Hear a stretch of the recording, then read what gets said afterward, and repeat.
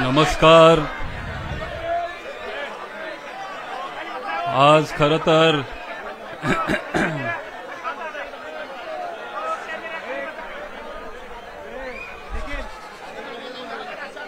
आपल्या गावामध्ये आपल्या घरामध्ये हा कार्यक्रम होत आहे. त्याच्यामुळं एक कौटुंबिक कार्यक्रम किंवा आपल्याच घरातला एक कार्यक्रम म्हणणं काय वावगं ठरणार नाही. सुरुवातीला सगळ्यांना दिवाळीच्या खूप खूप शुभेच्छा. आणि बोलायच्या आधी मी माझी पणजी शारदाबाई पवारांना, गोविंदराव पवारांना, आबांना वंदन करतो. आज इथं कण्हेरीमध्ये बोलत असताना तुम्ही कण्हेरी काटेवाडीकरांनी माझे आजोबा स्वर्गीय अनंतराव पवार साहेबांना पण खूप आशीर्वाद दिला. त्यांचं पण आज इथं नाव घ्यावं असं वाटतंय. स्वर्गीय आप्पासाहेब पवार असतील, बासाक्का असतील, सगळ्यांनाच तुम्ही बारामतीकरांनी पूर्वीपासून प्रेम दिलंय, साथ दिलीये. आणि खरं तर आज माझ्या आयुष्यातला एक सगळ्यात मोठा दिवस आहे आणि मी स्वतःला खूप नशीबवान समजतो. कारण काल 57 वर्षानंतर पवार साहेब तिथं तहसील कार्यालयात माझा फॉर्म भरायला आले. हा माझ्या आयुष्यातला सगळ्यात मोठा दिवस होता आणि कधीच मी ते विसरू शकणार नाही. त्यांचा फॉर्म भरला, त्याच्यानंतर जर कुणाचा फॉर्म भरला असेल तर तो माझा आणि मी माझा स्वतःचा नाही, आपल्या सगळ्यांचा फॉर्म त्यांनी काल तिथं भरला. आणि आपल्याला सगळ्यांना इथं चांगलं काम करायचंय. इथं त्यांनी वेळात वेळ काढून आपल्या गावामध्ये पण इथं सभा ऐकायसाठी, आपल्याला मार्गदर्शन करण्यासाठी आज ते इथं आलेत. आपले सगळ्यांचे दैवत आदरणीय पवार साहेबांचा मी मनापासून आभार व्यक्त करतो की आज तुम्ही इथं आम्हाला मार्गदर्शन करायला आणि आज माझ्या आयुष्यातला एक खूप मोठा दिवस असून तुम्ही आज इथं उपस्थित आहात. साहेब, आजोबा, मनापासून मी तुम्हाला माझा आभार व्यक्त करतो. तसेच इथं उपस्थित सुप्रियाताई सुळे, आपले लोकप्रिय निवडून आलेले खासदार, 1,58,000 मतांनी तुम्ही सगळ्यांनी त्यांना निवडून दिलं. त्याबद्दल तुमचाही मनापासून मी आभार व्यक्त करतो. लोकसभेला वातावरण काय होतंय आपण सगळ्यांनी ते तिथं बघितलंय. लोकांना वाटायचं घासून होईल.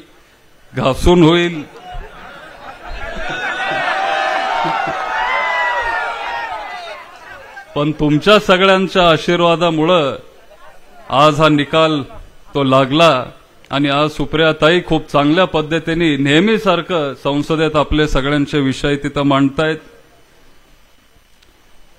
आपले इंदापूर तालुक्याचे हर्षवर्धन पाटील साहेब आलेत, पठारे साहेब आलेत, जाचक साहेब आलेत, मोरे साहेब आहेत, माने साहेब, माझे वडील श्रीनिवास पवार साहेब, रणजित अण्णा साहेब, शर्मिला वहिनी, शुभांगी वहिनी, भारतीताई शेवाळे, तालुका अध्यक्ष SN बापू जगताप, सतीश मामा खोमणे, सदाबापू सातव, संदीप शेठ, काटे वकील, राजेंद्र बापू, पूर्णिमाताई, वनिताताई, आरतीताई, सोनू काळे, प्रशांत बोरकर, तसेच इथं उपस्थित असलेले आपले इंगोले साहेब, हिरालाल राठोड, सागर मिसाळ, महारुद्र पाटील, इंदापूर तालुक्याचे अध्यक्ष तेजसिंह पाटील,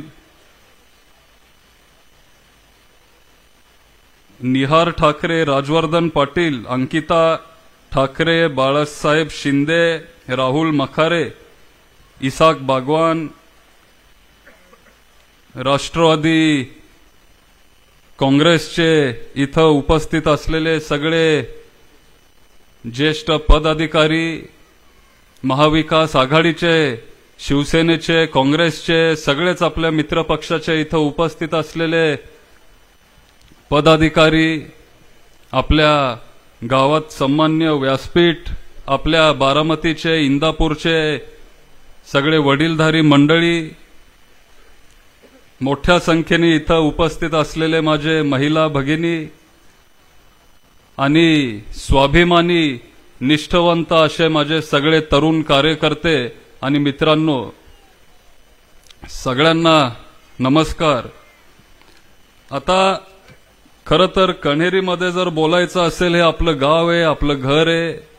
ही परंपरा काय आता नवीन नाहीये. अनेक दशकापासून ही परंपरा इथं आपण चालवत आलोय आणि ती सुरू केली शारदाबाई पवारांनी, माझी पणजी.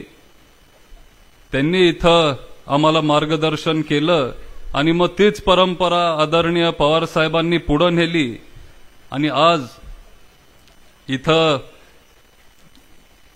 मलाच कधीतरी विश्वास बसत नाहीये की माझ्या इथं कार्यक्रमासाठी किंवा नारळ शुभारंभासाठी सगळे इथं उपस्थित आहेत आणि ही परंपरा साहेब आम्ही पुढची पिढी पण पुढे नेऊ आणि तुमचे विचार, शारदाबाई पवारांचे विचार, यशवंतराव चव्हाण साहेबांचे विचार, शिवशाहू फुले आंबेडकर साहेबांचे विचार, पुण्यश्लोक अहिल्यादेवी होळकरांचे विचार घेऊन आम्ही सगळे पुढे जाऊ आणि या तालुक्याला योग्य ती दिशा आपण देत राहू. आता खरं तर कौटुंबिक कार्यक्रम आहे, त्याच्यामुळे जर बोलायचं असेल तर आपल्याला सुरुवातीपासून बोलावं लागेल. साहेब जेव्हा निवडून आले तेव्हा त्यांचं वय काय 26-27 त्यांचं वय होतं आणि त्या वयात बारामतीकरांनी त्यांना तिथं भरभरून आशीर्वाद दिला आणि त्याच्यामुळे ते पुढे जाऊन मंत्री झाले, मुख्यमंत्री झाले, संरक्षण मंत्री झाले, कृषी मंत्री झाले, आयसीसी बीसीसीआय अध्यक्ष झाले. अनेक मोठी पदं त्यांनी कमवली. आपल्या साहेबांचा आपल्याला सगळ्यांना अभिमान वाटतो आणि आज जर बारामतीचं नाव देशात नाही तर जगात कोणी मोठं केलं असेल तर ते फक्त आणि फक्त आपल्या पवार साहेबांनी. अख्ख्या जगात बारामतीचं नाव तिथं मोठं केलं हे काही लगेच होत नसतं. त्याला 50-60 वर्ष पवार साहेब तिथं काम करत राहिले आणि त्याच्यामुळं आपल्या बारामतीचं नाव आज अख्ख्या जगात तसं मोठं झालंय. आता आपण म्हणतो की बारामती ही पवार साहेबांची. लहानपणापासून मी ऐकत आलोय, जेव्हापासून काय मला समजतंय तेव्हापासून मी पवार साहेबांना मानत आलोय. मी त्यांचा एक चाहता आहे, फॅन आहे. आणि आपण जेव्हा लहान असतो आपण कोणतरी आपल्या डोळ्यासमोर एक आदर्श म्हणून आपण बघत असतो, एक आयडॉल म्हणून आपण तिथं बघत असतो. आणि माझ्यासाठी तेव्हा पण, आज पण आणि उद्या पण ते माझे आदर्श आदरणीय पवार साहेबच असणार आहेत आणि त्यांचेच विचार घेऊन मी पुढे जाणार. जेव्हा आपल्या पक्षामध्ये त्यावेळेला फूट झाली 1-1.5 वर्षापूर्वी काय झालं आपण सगळ्यांनी बघितलं, तेव्हा काही लोकांना आश्चर्य वाटलं की अरे हा पवार साहेबांसोबत कसं काय. पण जे माझ्या कुटुंबात आहेत किंवा जे मला ओळखतात, लहानपणीपासून जे मला बघत आलेत, त्यांना माहिती होतं की हा पठ्ठ्या पवार साहेबांना कधी सोडणार नाही, कधी तो त्यांना सोडत नसतो. काही झालं तरी हा पवार साहेबांना सोडणार नाही आणि तीच माझी भूमिका काल होती, आज आहे, आयुष्यभर तीच माझी भूमिका राहील. तर सुरुवातीला जेव्हा आपण विचार करतो सुरुवातीचा, तेव्हा मला आठवतंय की काटेच्या वाडीमध्ये आम्ही तिथं सगळे राहत होतो. साधं एक पत्र्याचं घर होतं आमचं सगळ्यांचं एक सर्वसामान्य शेतकरी कुटुंबात साहेब जन्मले. एवढ्या तरुण वयात 37 त्यांचं वय होतं 38. त्या वयात ते ह्या महाराष्ट्रासारख्या राज्याचे मुख्यमंत्री झाले आणि त्याच्यामुळं कुठंतरी आमचं कुटुंब पण पुढं आलं आणि पवारांना खऱ्या अर्थानं तिथं किंमत मिळायला लागली. ती फक्त आणि फक्त साहेबांमुळं आणि मी आणि आमचं कुटुंब आणि स्वाभिमानी बारामतीकर हे विसरू शकत नाही. आणि 100% जर हे श्रेय कुणाला जात असेल तर ते फक्त आपल्या पवार साहेबांना जातं.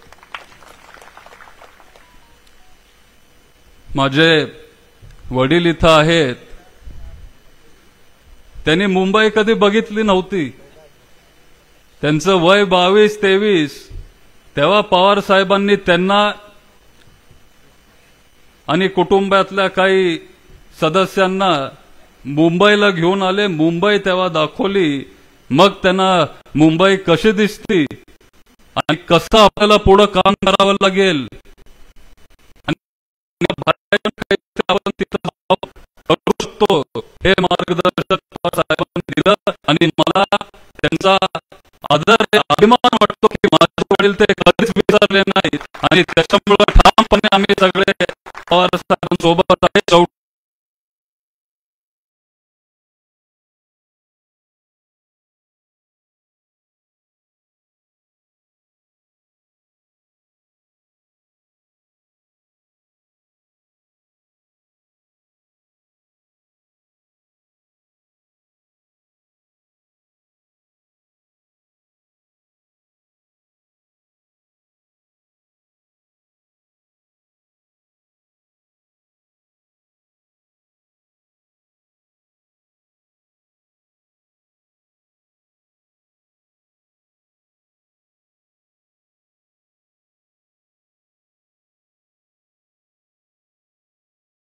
बारामती मॉडेल हे विकासाचं मॉडेल आहे.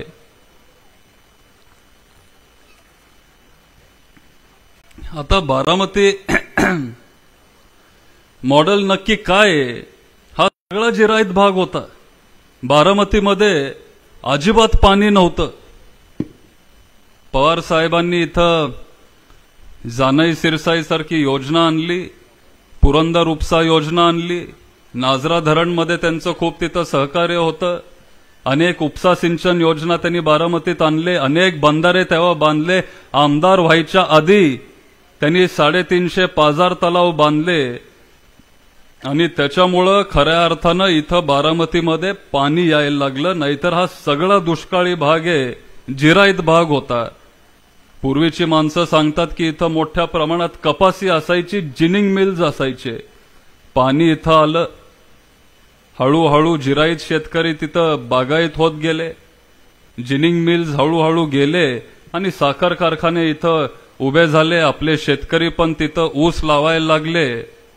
पवार साहेबांनी त्या काळात केव्हीके ही संस्था काढली. विद्या प्रतिष्ठान पण संस्था त्या काळात काढली. शिक्षण आणि शेतीवर आपण जोर दिला पाहिजे हे पवार साहेबांचे विचार तेव्हा पण होते. त्यांचं वय 26-27. त्या वयात आमच्यासारख्यांना दिशा नसते का काय करायचं असतं आम्हाला, आम्ही तेव्हा पण शोधत असतो. पण पवार साहेब त्या वयात आमदार पण झालेले, 2 त्यांनी संस्था पण काढलेले. आज आपलं केव्हीके आणि विद्या प्रतिष्ठान आपल्याला अभिमान वाटतो की देशात 731 केव्हीके आहेत, पण 1 नंबरचं केव्हीके हे तुमच्या बारामतीचं आहे. आणि हे का शक्य झालं? कारण एक शेतकऱ्यांच्या प्रश्नाचा जाणीव असणारा नेता आपल्याला सगळ्यांना मिळाला, आपल्याला सगळ्यांना मिळाले. त्याच्यामुळं आपलं केव्हीके आज 1 नंबरवर आहे. त्या केव्हीकेच्या मार्गदर्शनामुळं शेतकरी तिथं मोठ्या प्रमाणात ऊस लावायला लागले. केव्हीकेचं नाव घेतलं, आपल्याला आप्पासाहेब पवारांचं पण नाव घ्यावं लागेल.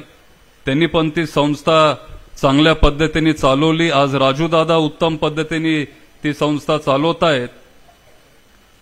आणि हळूहळू आपली ऊसाची शेती वाढत गेली आणि जो शेतकरी 30 टन 20 टन ऊस लावत होता, आज 60, 70, 80 काय शेतकरी तर 100 टनाच्या पुढे गेलेत.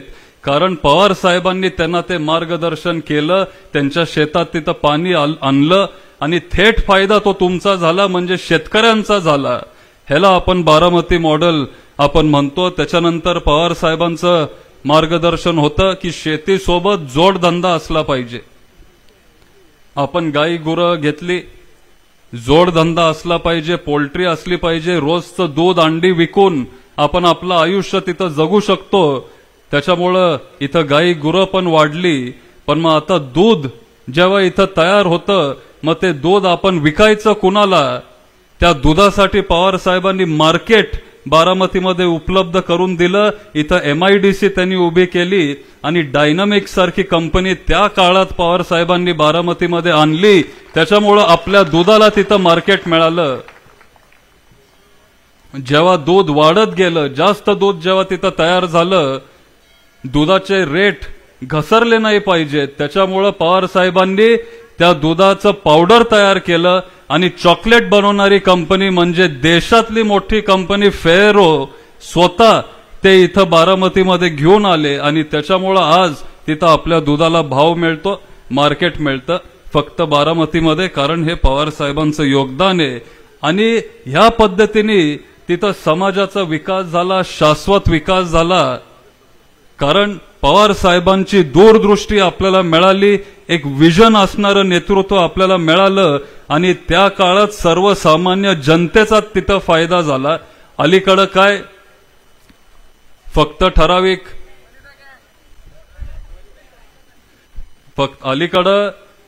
ठराविक ठेकेदारांचा फायदा होतो, ठराविक कॉन्ट्रॅक्टदार लोकांचा फायदा होतो, पण सर्वसामान्य जनतेचं काय? पवार साहेब नेहमी सर्वसामान्य जनतेचा विचार करत आलेत आणि त्याच्यामुळं आज पण बारामतीत नाही तर अख्ख्या महाराष्ट्राची जनता पवार साहेबांच्या ठामपणे पाठीशी आहेत. कारण नेहमी ते जनतेचा विचार करत आले. आता हा तालुका नेहमी पुरोगामी तालुका म्हणून ओळखला जातो, ओळखला गेलाय. शिवशाहू फुले आंबेडकर साहेबांचे विचार घेऊन आपण पुढे आलोय, पवार साहेबांचे विचार घेऊन आपण पुढे आलोय.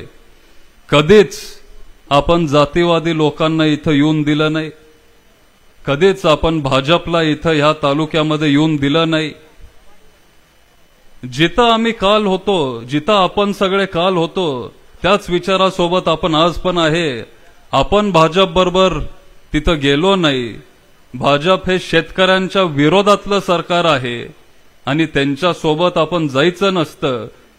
हे आपल्या सगळ्यांना ते समजतं. बारामतीकर शेवटी लई हुशार आहेत. कुणासोबत राहायचं आणि कुणाला धरायचं हे तुम्हाला चांगलं माहिती आहे. जर शेतकऱ्यांसाठी कोणी केलं असेल तर ते फक्त आणि फक्त पवार साहेबांनी केलं. बारामतीतल्या महाराष्ट्राच्या आणि नंतर देशाच्या शेतकऱ्यांसाठी पवार साहेबांचं तिथं खूप मोठं योगदान आहे.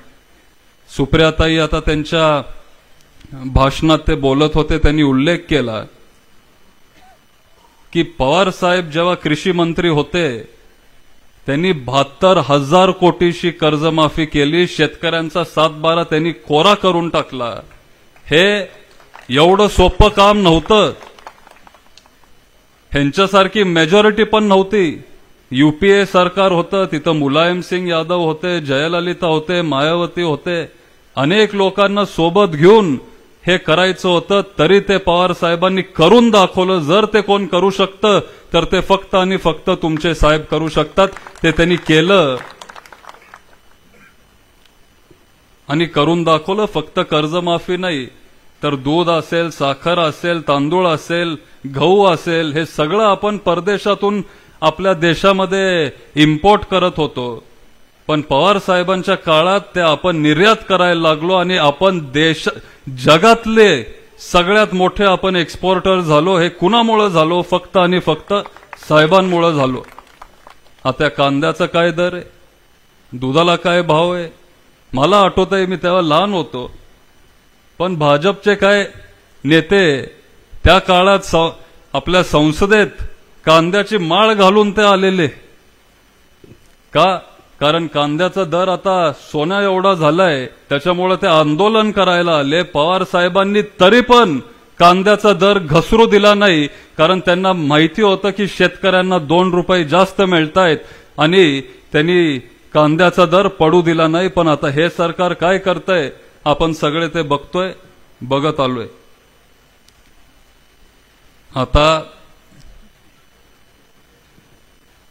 आत्ताची सत्ता ज्यांच्याकडे आहे त्यांना लोकसभेला जास्त यश न मिळाल्यामुळं त्यांनी एक योजना आणली आमच्या बहिणींसाठी आणि त्याला नाव दिलं लाडकी बहीण योजना. खरं तर योजना आधी आणायला हवी होती, लोकसभा झाल्यानंतरच का योजना आणली? एखाद्या वेळेस त्यांना ते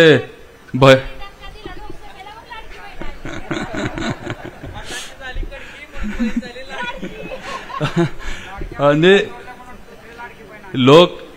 लोकसभेनंतर ही योजना आणली, 2 महिने त्यांनी चालवली आणि लगेच 2 महिन्यांनी त्यांनी बंद पण करून टाकली.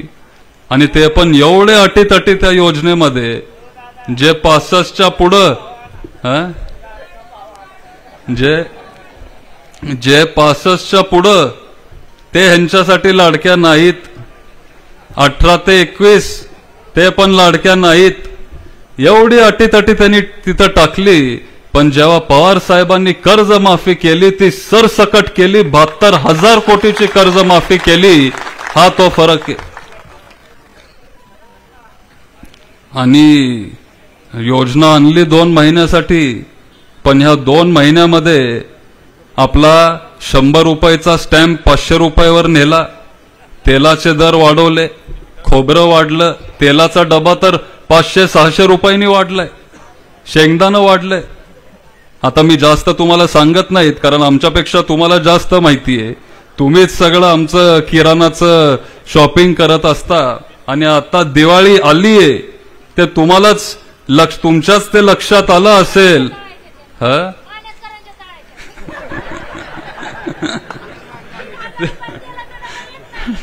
ते तुमच्याच लक्षात आलं असेल की जर गेल्या वर्षी तुम्ही 1000 रुपये खर्च केले असतील, आता 2-3 हजार रुपये तिथं खर्च झाले. खरं जर कोणी महिलांसाठी जर केलं तर ते पवार साहेबांनी केलं. आज नाही, 35 वर्षापूर्वी महिला धोरण हे पवार साहेबांनी आणलं. 50% आरक्षण महिलांना दिलं.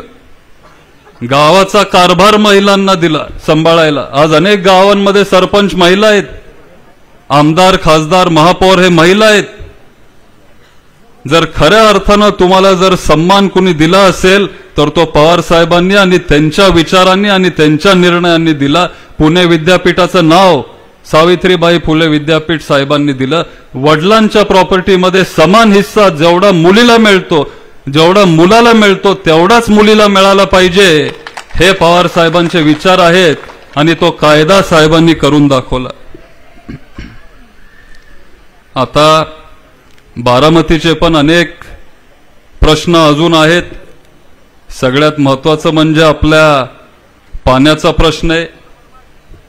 अनेक गावांमध्ये आज पावसाळा असून, चांगला पाऊस होऊन प्यायला पाणी नाहीये. पवार साहेबांनंतर ज्या पद्धतीने इथं पाण्यासाठी काम व्हायला पाहिजे होतं ते झालं नाही. थोडेफार वाड्या वस्त्या जे राहिलेत तिथं पाईपलाईन आपल्याला पाठवायचेत, जे कनाल दुरुस्त करायचे राहिलेत ते कनाल आपल्याला दुरुस्त करायचेत. आणि इथून पुढे आपण पाण्याचा प्रश्न सोडवू, पाण्यावर आपण काम करत राहू. आणि बारामतीत जो जिरायत भाग आहे त्याला बागायत करल्याशिवाय आपण इथं थांबणार नाही. आणि आपण झटत राहू आणि ह्या प्रश्नावर आपण काम करत राहू. गुन्हेगारी किती वाढली, काय झालंय, काय होतंय, आज तुम्हाला सांगायची गरज नाहीये. तुम्हाला हे सगळं माहिती आहे, तुम्ही सगळ्यांनी बघितलंय. महिलांना आज संरक्षणाची गरज आहे. महिलांना संरक्षण दिले पाहिजे. चांगले कडक अधिकारी आपण बारामतीत आणले पाहिजे. आणि इथं संरक्षण आपण आपल्या महिलांना दिलं पाहिजे. बेरोजगारी वाढली, पवार साहेबांनी त्या काळात MIDC आणली, अनेक मोठे धंदे आणले, Bharat forge, Piaggio, dynamics, Ferrero, Indian seamless, हे सगळे मोठे उद्योजक बारामतीतच का आले? कारण पवार साहेबांनी इथं चांगलं वातावरण तयार केलेलं, त्यांना चांगलं सहकार्य केलं आणि त्याच्यामुळे हे सगळे उद्योगधंदे इथं आले. पण अलीकडच्या काळात एकही मोठी कंपनी इथं न आल्यामुळं बेरोजगारी मोठ्या प्रमाणात वाढली आहे. परत एकदा आपल्याला इथं नवीन इंडस्ट्री आणावी लागेल, नवीन रोजगार आपल्या मुलांना मुलींना तिथं तयार करावं लागेल आणि बारामतीला पवार साहेबांच्या विचारांनी आपल्याला पुढे न्यावं लागेल. खरं तर आता महाराष्ट्राच्या स्वाभिमानाचा प्रश्न आहे. पवार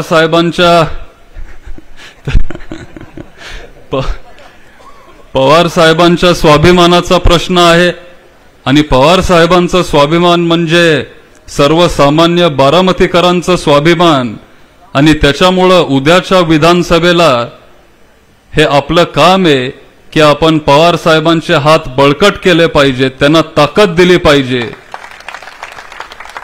आणि जेव्हा अख्ख्या महाराष्ट्रामध्ये तुतारी वाजेल तेव्हा बारामतीत पण तुतारी वाजली पाहिजे. या पद्धतीने आपण सगळे पुढे जाणार आहोत आणि पुढे जाऊ. आज तुम्ही सगळे इथं मोठ्या संख्येने उपस्थित राहिलात त्याबद्दल मनापासून आभार व्यक्त करतो. मला ही जी संधी आदरणीय पवार साहेबांनी, जयंत पाटील साहेबांनी, प्रियाताईंनी, पक्षांनी दिली, नम्रतापूर्वक मी ह्या संधीचा स्वीकार करतो आणि आज एक बारामतीकर म्हणून मी तुम्हाला सगळ्यांना आपल्या मारुतीरायाच्या मंदिराच्या समोर शब्द देतो की जोपर्यंत मला शक्य असेल, जोपर्यंत मी इथं करू शकतो, तोपर्यंत मी फक्त आणि फक्त पूर्ण वेळ बारामतीसाठी देईन, बारामतीकरांसाठी देईन. तुमचे जे काय प्रश्न असतील, मग वैयक्तिक असू दे, सार्वजनिक असू दे, एक लोकप्रतिनिधी म्हणून, एक लोकसेवक म्हणून मी तुमच्यामध्ये उपस्थित असेन, तुमच्याकडे येत जाईन, तुमच्यामध्येच राहीन आणि तुमचे प्रश्न सोडवण्याचा एक प्रामाणिक प्रयत्न करीन. एवढंच आज मी इथं बोलतो आणि थांबतो. जय हिंद, जय महाराष्ट्र.